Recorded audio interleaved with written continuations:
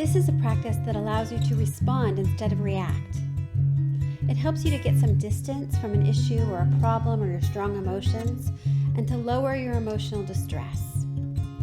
It gives you the time to think about the issue or the problem, what's happening, to look at the issue from multiple angles, brainstorming solutions and ideas, considering facts, ideas, suggestions that might not be available in the moment.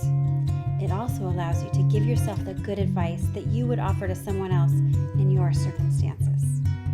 The first step in this strategy is to recognize the strong emotions that you're feeling. Is it anger? Is it frustration? Whatever it is, name it and identify it. The second step is to do some role reversal, some mental role play.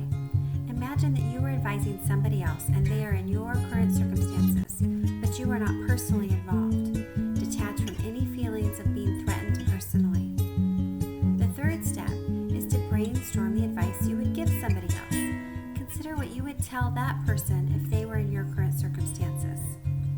The final step is to consider the advice that you would give them, and if it's good advice, to apply it. So evaluate it. Is the end result likely to be good? And then apply the advice to your own situation, giving yourself the benefit of your own good counsel.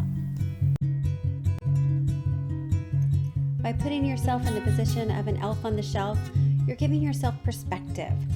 You have a bit of a safe distance. You're not threatened by the immediacy of the emotions and what's happening.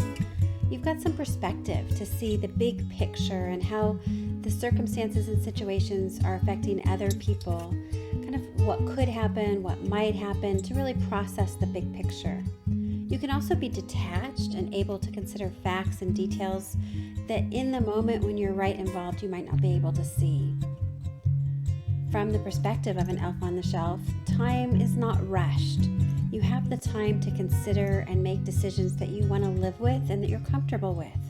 You're not making them in the instant in a hurry. Also, you're capable of distinguishing between good and bad choices.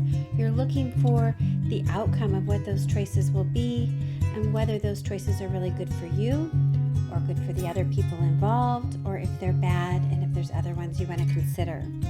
And you're able to find and acknowledge a sense of humor about life and situations. And this is really important, that you can kind of come at it from a little bit of a lighter heart and a little bit of a lighter space when you've got that distance.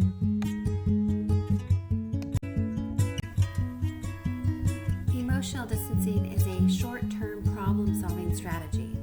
This is not for ignoring your emotions or a long-term strategy of stuffing them in some kind of closet or pretending that they don't exist. This is about giving yourself enough time and space to come up with the kind of advice that you would give to somebody else, to be able to process the various details and information that you need to come up with the best decision making. So it works best between 2 and 48 hours of the strong emotions being triggered.